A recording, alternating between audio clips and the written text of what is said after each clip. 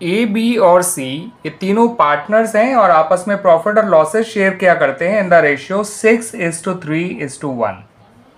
इन्होंने डी को नया पार्टनर बनाया विद इफेक्ट फ्रॉम 1 अप्रैल 2024 और इनका आपस का नया प्रॉफिट शेयरिंग रेशियो है इन चारों का 3:3:3:1।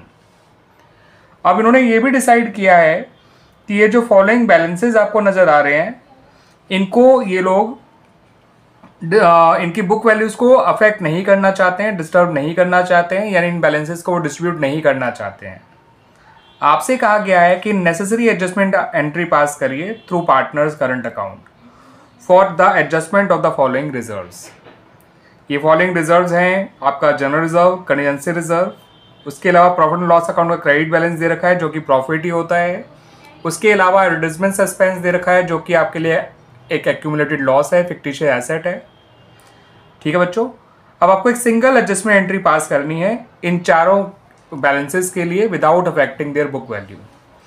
तो वो एडजस्टमेंट एंट्री कैसे पास की जाएगी और एडजस्टमेंट एंट्री के लिए कौन सा अमाउंट यूज़ किया जाएगा बच्चों, किस अमाउंट के लिए वो एडजस्टमेंट एंट्री पास की जाएगी, आइए देख लेते हैं।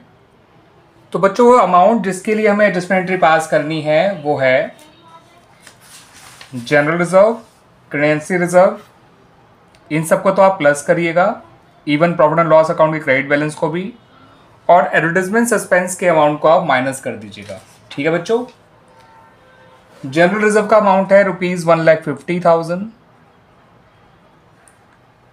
कंटिजेंसी रिजर्व का है ₹60,000, profit and loss account credit balance है ₹90,000 और एडवर्टाइजमेंट सस्पेंस है ₹1,20,000।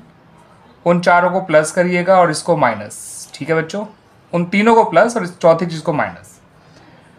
तो 150 + 60 210, 210 + 90 3 लाख, 3 लाख में से 1,20,000 माइनस करेंगे तो ये आएगा आंसर 1,80,000। तो आपका जो एडजस्टमेंट अमाउंट है वो है ₹1,80,000। आपको इसके लिए एडजस्टमेंट एंट्री पास करनी है। अब एडजस्टमेंट एंट्री पास करने के लिए आपको हर एक पार्टनर का गेन और सेक्रीफाइस पता होना चाहिए।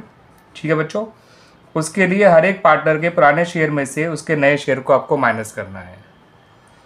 ए का पुराना शेयर है 6/10, नया शेयर है 3/10, बी का पुराना शेयर है 3/10, नया शेयर भी है 3/10, सी का पुराना शेयर है 1/10, नया शेयर है 3/10, डी का पुराना शेयर तो कोई नहीं है क्योंकि वो एक नया पार्टनर है और उसका नया शेयर है 1/10।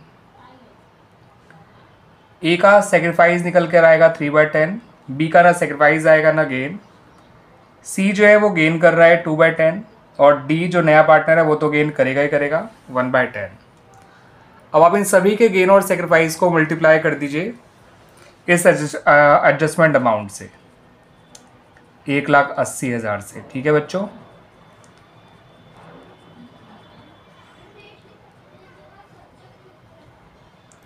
तो ये आएगा 54,000, ये ज़ीरो आएगा, ये आएगा 36,000 और ये आएगा 18,000। सही है बच्चों। अब ए क्योंकि सेक्रीफाइस कर रहा है तो एडजस्टमेंट एंट्री में ए को हम क्रेडिट करेंगे, बी ना ही डेबिट होगा ना ही क्रेडिट क्योंकि ना ही वो गेन कर रहा है ना ही वो सेक्रीफाइस, सी और डी जो है वो गेन कर रहे हैं तो इन दोनों को डेबिट किया जाएगा।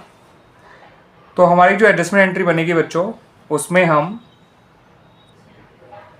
हमें सी के करंट अकाउंट और डी के करंट अकाउंट को डेबिट करना है और ए के करंट अकाउंट को क्रेडिट करना है क्योंकि क्वेश्चन में कहा गया था कि एडजस्टमेंट एंट्री करंट अकाउंट के थ्रू ही पास की जानी है। ठीक है बच्चों, सी और डी को 36,000 और 18,000 से आप डेबिट कर दीजिए और ए को हम क्रेडिट करेंगे। बी ना ही डेबिट किया जाएगा ना ही क्रेडिट क्योंकि ना ही वो गेन कर रहा है ना ही वो सेक्रीफाइस कर रहा है। क्लियर बच्चों।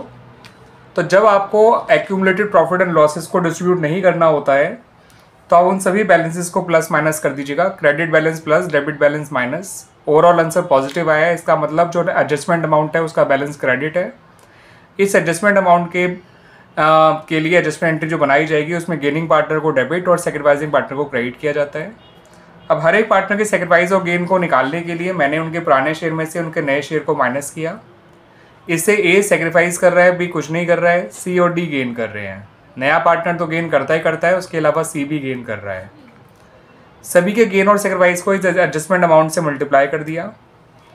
तो ए हमारा क्रेडिट हुआ 54,000 से, सी और डी डेबिट हुए 36,000 और 18,000 से। ठीक है बच्चों, एडजस्टमेंट एंट्री करंट अकाउंट से इसलिए बनाई गई है क्योंकि क्वेश्चन में साफ साफ कह रखा है कि पार्टनर से करंट अकाउंट के थ्रू ही एडजस्टमेंट एंट्री पास करनी है, दैट्स वाई बच्चों। क्लियर बच्चों।